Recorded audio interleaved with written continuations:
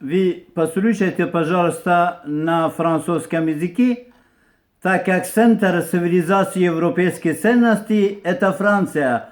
Я имею в виду, это Бельгия, которые говорят на французском языке, и многих стран других. Мы приветствуем вас, всех французскоязычных, немецкоязычных и английскоязычных, которые вы солидарно с народом Афганистана уничтожили неофашиста Путина и его империю. Уничтожили неофашиста Трампа и его империю, который мы назовем путинизм и трампизм, и маоизм тоже мы уничтожим, которые вот объединились сейчас с Россией. Послушайте, пожалуйста. Le monde a été témoin du moment où Poutine, néofasciste, a honteusement remis le prix Lénine au goût du jour au XXIe siècle, symbole du passé le plus cruel du régime communiste totalitaire.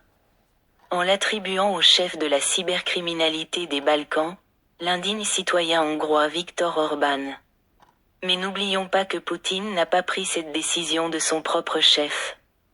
Et qu'il n'est pas un simple agent de sécurité capable de discréditer Trump non seulement aux États-Unis, mais dans tout le monde occidental, pour son ami Viktor Orban. C'est Poutine, par nécessité, qui a accepté l'une des conditions essentielles pour que le dirigeant chinois Xi Jinping accueille le retour de l'armée chinoise en Russie. Ce geste symbolique est censé restaurer la solidarité et redynamiser le Parti communiste russe, afin que le peuple chinois n'ait aucun doute sur le fait que Poutine n'a pas oublié ses actes. Mais ce n'est qu'une manœuvre. D'abord, les peuples des Balkans, des pays baltes, de Scandinavie, de Pologne et de Bulgarie comprendront que la Russie de Poutine n'est pas démocratique. Le peuple russe lui-même s'unira, sous l'égide du comité d'État sur l'état d'urgence, pour un véritable Maïdan contre le retour du totalitarisme et du communisme. Par ailleurs, les peuples occidentaux, notamment américains, comprendront que sans l'influence et les conseils de Trump, Xi Jinping n'aurait pas suivi Poutine dans son pari risqué d'anéantir son peuple en Russie. Plus important encore, plus personne aux États-Unis ne fera confiance à Trump et ne jouera au chat et à la souris avec lui. De même que l'ère Poutine prend fin en Russie, celle de ses agents à travers le monde s'achèvera également. C'est la fin de l'empire de Poutine en Russie et de celui de son complice et agent Trump en Amérique. C'est aussi la fin des marionnettes de Poutine et Trump, comme Viktor Orban, Robert Fizi, Alès Bed et Marie Lupin. Mon fils Denis a été assassiné en 2024 dans son appartement de Kiev par le frère maternel de Poutine, un Kazakh originaire de Karaganda. Poutine et Trump, deux figures du crime organisé, ont été arrachés à mon fils parce que mon fils Denis, avec ses amis, s'est rassemblé à l'Euromaïdan pour défendre la démocratie, la souveraineté de l'Ukraine et les valeurs européennes. Et parce que Denis a révélé que Poutine était dans une impasse et a forcé, par des menaces, mon beau-père, le père de mon fils, à livrer le pirate informatique Trump au respecté Joe Biden. @Kadafmer 5629 Auteur de l'article d'information, @Lexar Karina. Karina Lersar 2002 @gmail.com, Evgeny Adaf. Evgeny Kadaf @gmail.com, David EBG 628 @gmail.com, Kadafmer 5629 @gmail.com. Max 745229 @gmail.com, tel plus 4 915 214 767 055.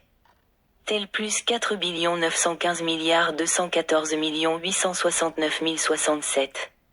Allemagne, S. Brourkobel. Adresse, Friedberge LANDSTRABE2. Agi Adaf. Вы слышали, спасибо переводчицу, которая очень достойно переводит, но сейчас вы будете слышать на немецком языке, и когда место остается, я вам буду уже диктовать дальше, как мы победили. Мы победили. Путин растерянно, неофашист, обратился к Трампу. Трамп дал совет Ким Чен Ын и Си Цзиньпина, чтобы немедленно отправить китайские войска. Китайские войска.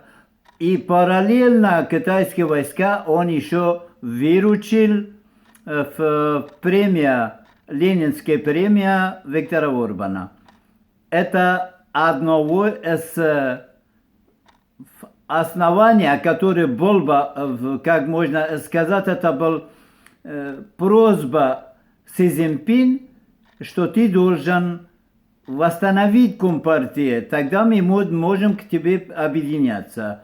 И чтобы это показать, надо было, чтобы Виктора Орбана он вручал в премию Ленина как самого жестокого, бесчеловечной партия, как самый диктаторский, тоталитарный, безбожественная организация в мире Компартии СССР и КГБ СССР и ФСБ РФ под руководством неофашиста Путина и рядом неофашист Трамп и сбоку их марионетки Виктор Орбан, Алиса Байдел, Роберт Фице, Мария Ле Пен и многих других. Мы победили. Поздравляю, народ, вам.